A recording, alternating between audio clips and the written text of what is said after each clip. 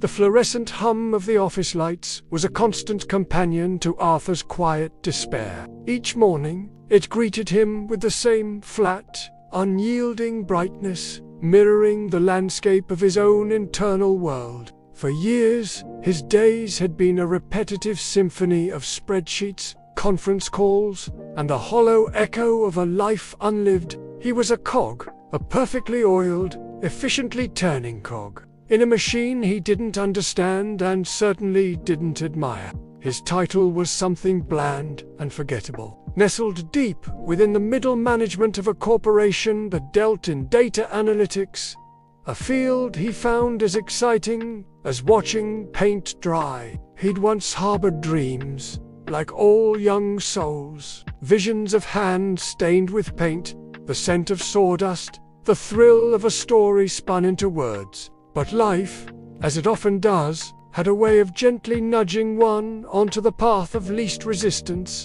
the path that promised stability, a steady paycheck, and a respectable address. And so, Arthur found himself here, 37 years old, staring at a monitor, feeling a profound and aching disconnect between the person he was pretending to be and the person he knew, deep down, he was meant to be. Every spreadsheet cell he filled felt like another brick in a wall he was unwittingly building around his own spirit. The dull ache in his chest wasn't physical, it was the quiet protest of a soul, starved of purpose. He'd tried to shake it off, to convince himself that this was simply being an adult, that happiness was an overrated concept, or at least a luxury he couldn't afford. He'd listened to podcasts on his commute, trying to glean nuggets of wisdom, but the voices of self-help gurus seemed to mock him from a distant, sunlit shore he could never reach. He'd watched documentaries about people who had found their calling, their eyes alight with passion, and a wave of envy, sharp and potent, would wash over him. He'd spend evenings scrolling through articles about finding your passion, but the words felt hollow, like advice from another galaxy. How could you find something you felt utterly incapable of even beginning to search for? It was an amorphous, impossible quest, a whisper of a feeling he couldn't quite grasp. Fading like smoke, he remembered a fleeting moment. Years ago, during a particularly grueling quarterly review, his boss had droned on about synergy and deliverable, and Arthur's gaze had drifted to the window, where a single, persistent vine was pushing its way through a crack in the concrete of the building opposite. It was a tiny act of rebellion, a determined reach for sunlight. In that instant, a thought, barely formed, had pricked him. Asterisk, what am I reaching for? Am I even trying to grow? The thought had quickly vanished, buried under the weight of key performance indicators and upcoming deadlines. But sometimes, on particularly grim mornings, it would resurface, a ghost of a question haunting his commute. One Tuesday a day like any other, the ordinary fabric of his routine was subtly, irrevocably torn. He arrived home, the familiar exhaustion clinging to him, and shuffled through the junk mail, bills, and flyers that usually awaited him. But nestled amongst the mundane was a cream-colored envelope, thicker than the rest, with no return address. His name was written in an elegant, almost old-fashioned script, and the stamp was unusually intricate, featuring a soaring bird he didn't recognize. There was no postmark, no indication of origin beyond the beautiful, looping penmanship. It felt heavier than it should, as if it contained more than just paper. A faint tremor ran through him. It wasn't a sense of dread, but rather a peculiar anticipation, like standing on the edge of something unknown, yet strangely familiar. He tore it open carefully. Inside, there was no letterhead, no greeting, no signature, only a single sheet of heavy, textured paper, folded once. Unfolding it, Arthur found not a message, but a beautifully drawn, intricate map. It wasn't a map of any city or country, he knew. It was a landscape of swirling lines, interconnected pathways, and symbols that looked ancient, yet somehow resonated with a forgotten part of him. At the very bottom, in that same elegant script, were just 5 words. "The way is in the making."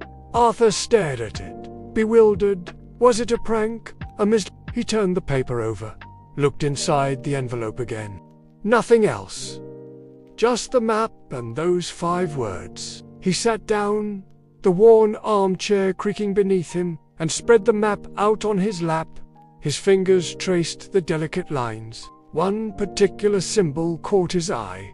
A small, stylized hand, reaching, surrounded by what looked like delicate tools. A chisel, a brush, a thread. A strange warmth spread through his chest, a sensation he hadn't felt in years. It was a quiet hum, a resonance that echoed deep within him, stirring something long dormant. He spent the next few days in a daze, the map tucked safely in a drawer at home, but its imagery imprinted on his mind. He'd find himself sketching the symbols on notepads. During dull meetings, the stylized hand reappearing again and again. The phrase, "The way is in the making," played on a loop in his thoughts. What did it mean? Was it a philosophical statement? A literal instruction? The feeling of disconnected work, which had always been a dull throb, now sharpened into a profound longing, a clear yearning for something else. One evening, staring at the map again, his gaze landed on a small, almost hidden detail in one corner. A tiny, almost imperceptible symbol of a wooden bird. It triggered a sudden, vivid memory. His grandfather's workshop, the scent of cedar and linseed oil, the feel of smooth, carved wood beneath his small fingers. His grandfather, a quiet man, had spent his retirement carving intricate birds from blocks of wood, each one a testament to patience and artistry. Arthur, as a boy, had spent countless hours watching, mesmerized, sometimes even attempting to carve his own clumsy shapes. He remembered the quiet satisfaction, the feeling of bringing something beautiful out of raw material. He remembered the feeling of his hands, truly engaged, truly making. A profound stillness settled over him. The map wasn't literal, it was symbolic. The way wasn't a physical path, but an internal one. The making wasn't about data analytics, it was about creation, about the forgotten joy of bringing something tangible and beautiful into existence. The stylized hand and tools on the map, the wooden bird, his grandfather's workshop. It all clicked into place with a quiet, undeniable certainty. It wasn't about a new job to find, it was about an old self to rediscover. Arthur didn't quit his job the next day. The reality of bills and responsibilities remained, but something fundamental had shifted within him. The fluorescent hum no longer felt quite so oppressive. He started small. He found an old, forgotten set of wood-carving tools in his parents' attic, remnants of his childhood experiments. He bought a small block of basswood. In the quiet hours after work, instead of scrolling aimlessly, he began to carve. His first attempts were clumsy, splintered, nothing like his grandfather's elegant creations. But with each cut, each smooth stroke of the chisel, a deep, resonant peace began to spread through him. It was a feeling of profound engagement, of time dissolving, of being utterly present. He started visiting local craft fairs, not as a customer, but to observe, to talk to artisans, to learn. He enrolled in an evening class on woodworking. The ache in his chest began to recede, replaced by a quiet, burgeoning warmth. He still went to the office, still sat through meetings, but now there was a secret garden blooming within him, a space where his true self was taking root and flourishing. The work he did during the day became a means, not an end. It funded the wood, the tools, the classes, the quiet, fulfilling hours he spent making. He understood now. The letter hadn't been a job offer or a magical solution.